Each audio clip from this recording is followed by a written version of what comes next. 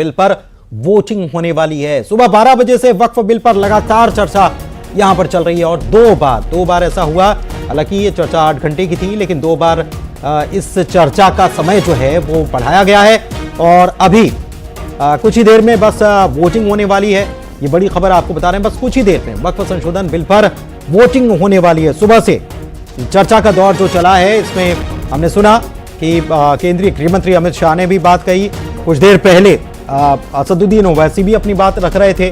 तमाम नेताओं ने अपनी अपनी बात इस वक्फ संशोधन बिल को लेकर रखी है और अभी चर्चा चल रही है। 2 बार चर्चा का समय बढ़ाया भी गया है और अभी कुछ ही देर में यह खबर आ रही है कि कुछ ही देर में वोटिंग होने वाली है।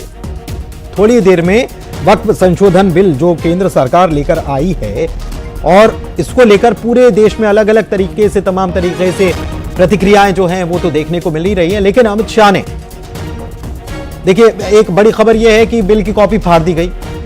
ये असदुद्दीन ओवैसी की तरफ से बिल की कॉपी फाड़ दी गई। चाहे वो किसी के पास बरसों से हो और उस जमीन को भी वक्फ घोषित कर सकते हैं, तो ये किसका वायलेशन? ये वायलेशन है आर्टिकल 300A का, राइट टू प्रॉपर्टी का वायलेशन है और इन्होंने वो वायलेशन किया है, संविधान का उल्लंघन किया है कि इसके बावजूद कि हमारे जो वक्फ के है वो article 300A right to property का उल्लंघन किया है। वक्फ बोर्ड बिना किसी सुनवाई के संपत्ति ले नहीं सकता। फिर आप सुन लीजिए, मैं सेक्शन 32 की बात कर रहा हूं। 95 में सेक्शन 32 में किसी भी प्रॉपर्टी को बिना कंपनसेशन के टेक ओवर करने की शक्ति वक्फ बोर्ड को दे दिया गया। ये सेक्शन 32 में, ये भी आर्टिकल 300A का राइट टू प्रॉपर्टी का सीधा उल्लंघन है। फिर वक्फ बोर्ड पे कोई रेवेन्यू डिपार्टमेंट का कंट्रोल नहीं रहेगा, ये सेक्शन 28, सेक्शन 29 में 1995। अब मतलब वक्फ की जो संपत्तियां होंगी वो उन संपत्तियों पे ना रेवेन्यू डिपार्टमेंट का कोई सरकारी संस्था का नियंत्रण रहेगा। इस तरह की असीमित पावर दे दिया। फिर सेक्शन 51 और 52 में उन्होंने कहा कि जब चाहे सरकार वक्फ संपत्तियों को डिनोटिफाई कर सकता है। इस बार अभी तो हमने शुरू किया, मैं चेयरमैन था, अभी मैं बताता हूँ, मैं चेयरमैन था, ये नहीं होगा, समझिए। और सेक्शन 6 सुनिए, गंभीर, अरे सुनिए, और ये कहा सेक्शन 6 और 7 में amendment, Kalyan Banerjee can't take seat. अब now I'm not kneeling. You go through the section 6 and 7. किसी कोर्ट में चैलेंज नहीं किया जा सकता है। 95 के सेक्शन 6 और 7 में वक्फ बोर्ड को इतना पावर दे दिया सेक्शन 6-7 में कि वो लोग किसी भी सिविल कोर्ट में नहीं जा सकते। आज का दिन ऐतिहासिक होगा, जब भी वक्फ की चर्चा होगी तो याद किया जाएगा कि राइट टू अपील किसी ने दिया था, तो नरेंद्र मोदी की सरकार ने दिया था। ये अधिकार है, वो रिवीजन की बात करते हैं, रिव्यू की बात करते हैं।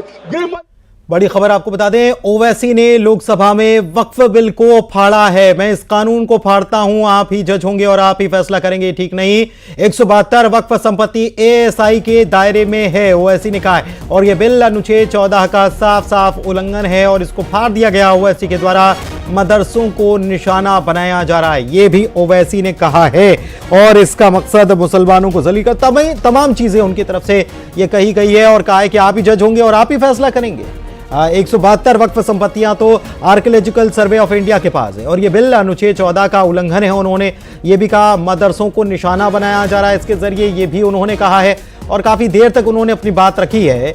लेकिन जगदम्बिका पाल ने ये कहा है कि विपक्ष को बोलने का पूरा मौका दिया गया और ये इस प्रकार से ये बिल फाड़ना जो है, ये देखिए, ये बिल फाड़ा जो जा रहा है, इसको लेकर उन्होंने कहा है कि ये असंवैधानिक है।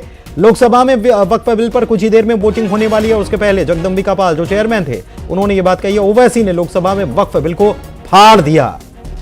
का मकसद सिर्फ मुसलमानों को जलील और रुस्वा करना है, मुसलमानों को दूसरे दर्जे का शहरी बनाने का इनका मकसद है।